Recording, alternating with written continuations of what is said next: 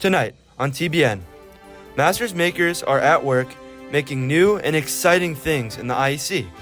Alat Yusupova and Mason Dweck speak with Stone Yan, the upper school engineering and robotics teacher, and Ray Johnson, middle school IEC teacher, to find out more. Masters spring sports are at an all-time high, with Varsity Baseball, Varsity Track, and girls Varsity Lacrosse finishing with amazing new records and a winning season. Gus Creech, Lucas Friedman, and William Sun have the scoop behind these incredible accomplishments. Azara Charles and Soraya Clark interviewed Peter Newcomb, the head of the upper school, on the change of venue for prom, as well as Ami Servino, director of parent engagement, who dealt with many logistics for prom in the Fonseca Center. All this and more, next.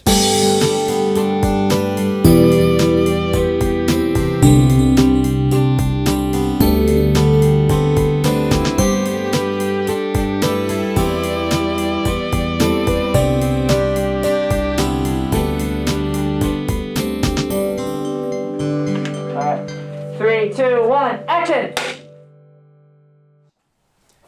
Good evening, I'm Gus Creech. And I'm Azara Charles, and we're your new executive producers for the 24-25 school year.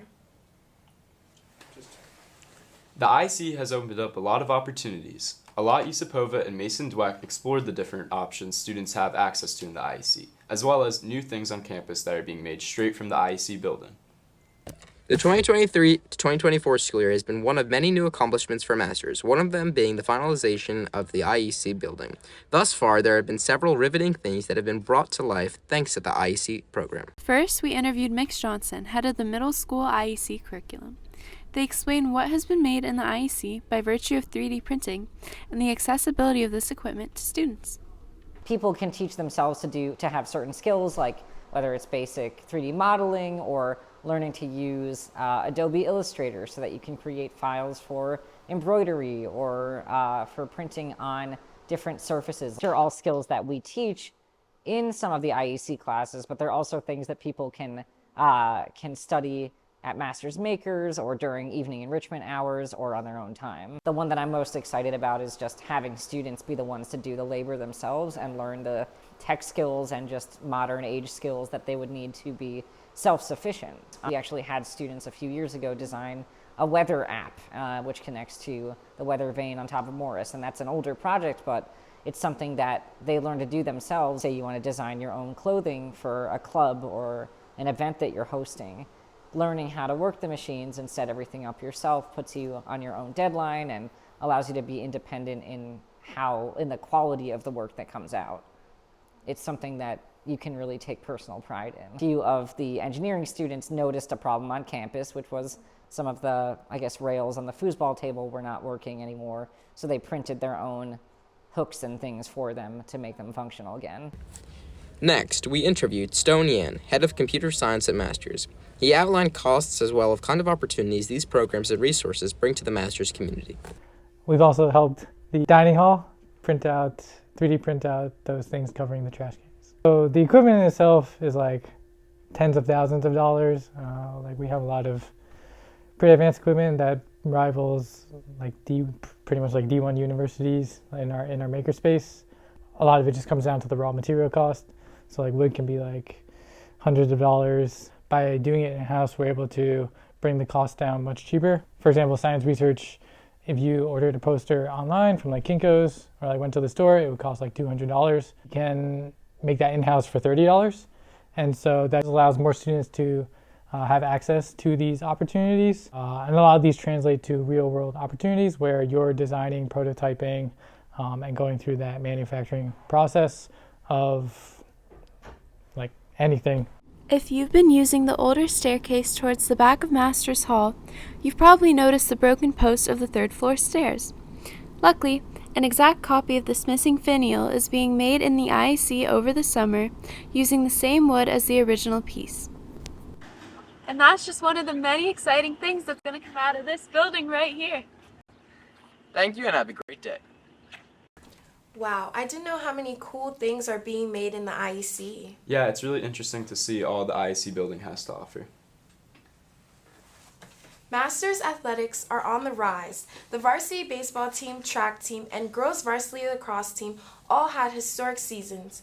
The baseball team finished with a record of 8-3, their best record in years.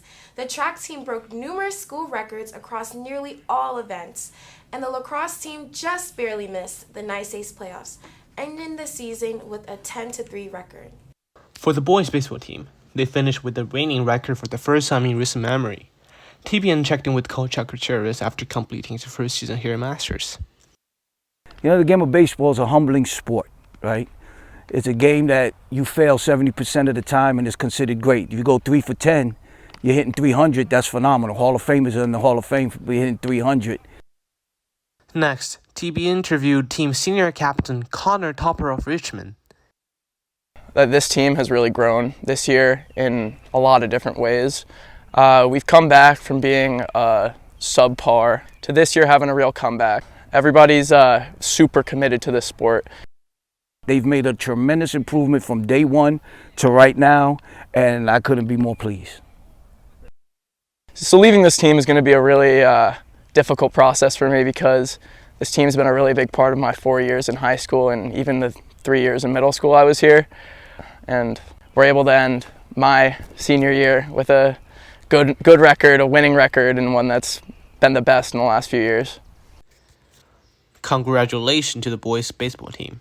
Next, let's take a look at the track and field and girls lacrosse team. The track and field team had multiple records broken and qualified for the FAA championship.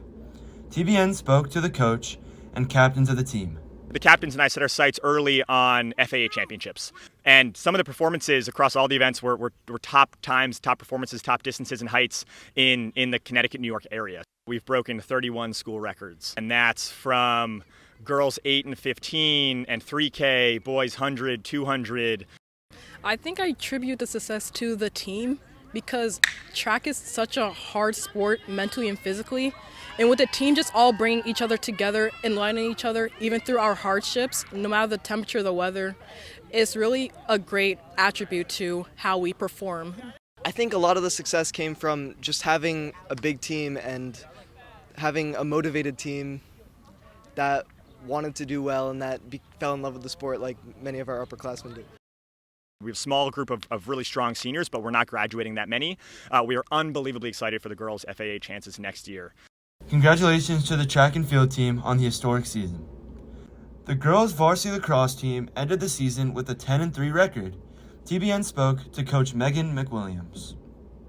As coaches, we set the goal of making it to the Nice Ace tournament, and it was kind of a high bar, but we had a really great season. I think a huge part of it was to the credit of Coach DiDomenico and the accountability that she laid out for the team. We implemented Tuesday, Thursday morning sessions just to give people some extra time to play. One of my favorite moments was our game against Hopkins. I think everybody left it on the field, played their hearts out, and just were excited about how it went. Our 3 captains, Kendall Halpern, Jenica Pereira, and Sydney Starkey, played a huge role in just setting a tone for our team and just set like a really high bar of like what it looks like to be a competitive team.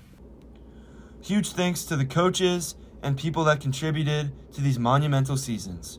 Go Panthers! Great jobs to the athletes on those teams for working so hard this spring. Yeah, congratulations to all on an amazing season. This year, Prom at Masters looked different from previous years as it was held in the Fonseca Center gym. Soraya Clark and Azaria Charles take a deeper dive into the logistics of the venue change, the reason behind the change, the promposals, and of course, the prom looks of the night. Hi, I'm Azaria Charles. And I'm Soraya Clark. And prom this year looked a little different as it was held in the Fonseca Center gym for the first time ever. We took a deeper dive into the logistics behind prom. So let's take a closer look. My name is Amy Servino. I am the Director of Parent Engagement here at Masters. I'm also an alum of the school. I graduated in '95 when we were still an all-girls school, and I'm a parent to a 10th grader. Peter Newcomb, I'm the head of upper school here at Masters. So over the course of my time, which has been 9 years here, we've had, I think, 2 galas held there. We do a lot of the reunion work there. We do our special award ceremonies for for the sports seasons there. Here, what you see is just a regular old basketball court. If you follow me, becomes something that looks like this. And so what we're looking at now is the gym set up for tomorrow's reunion celebration. But what we're doing for prom, I won't give too much away because I want it to be a surprise, but what we're doing for prom will look very similar in a lot of ways, in that we really transform the space into this year's theme, A Night Under the Stars. You may be wondering why there was a switch in location in prom in the first place. Mr. Newcomb has insight on the construction happening at Esterwood. There is the portico out front of Esterwood is getting repaired. I don't know quite the particulars of that project, but I know that they're reinforcing it, so I know that they're doing some repairs to make sure that it's safe. We then asked why FC was chosen as the replacement location for prom. It was chosen as replacement because it felt like the best place on campus that would allow us to not only do the dance, but also a lot of the other activities that take place. So it felt like there would both be opportunity and space to dance in a much more comfortable space. Ms. Servino describes some of the activities that will be set up at prom. A lot of the things that have happened in years past, like there's a casino night area, there is a fortune teller, I believe. I think there's a tattoo artist coming. So all of the same elements, like entertainment elements that were in Esterwood, are just moving right here. We asked Ms. Servino how they came up with this year's theme, A Night Under the Stars. Members of the senior class who are involved in organizing prom provided their class dean, Ms. Hurley, with a mood board. And so we worked with that mood board to incorporate colors and design elements. So obviously the theme being A Night Under the Stars, we're working with stars and moons. And so we really took student input in coming up with the design for prom. Switching to the FC has been a lot of different logistics. And it's taken a lot of energy and a lot of excitement, honestly, on part of Mr. Vino and Mr. Gormley to reimagine what it could look like. Ms. Servino shares her hope that juniors and seniors have a great night at prom. My actual hope is that attendees remember having, especially our seniors, having a really fabulous night with their friends at a school that they love.